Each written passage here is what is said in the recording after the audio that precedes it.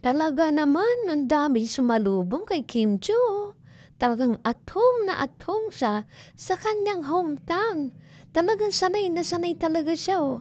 Malalaman mo talaga na dun siya lumaki. Kita mo naman. At saka ang pagtanggap sa kanya ng mga tao talaga, oh. Ang init. Ang dami niyang fans talaga. Marami nagmamahal sa kanya, grabe. At may nagtanong pa nga diyan kung nasaan si Paolo at tinuro niya sa puso niya. Wow ha, talaga naman. Talaga sobrang kilig-kilig.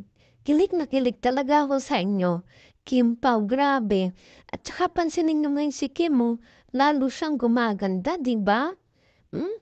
Tuwan-tuwa ako sa kanila ng dalawa. Talagang inahabangan ko yung pelikula nila. At ayan, isa pa yan. Isa pa yung nakichika yung bike na pink na yan pala di umano, ay regalo ni Paolo kay Kim. At naghahalaga daw yan ng milyon. O di ba? Grabe pa na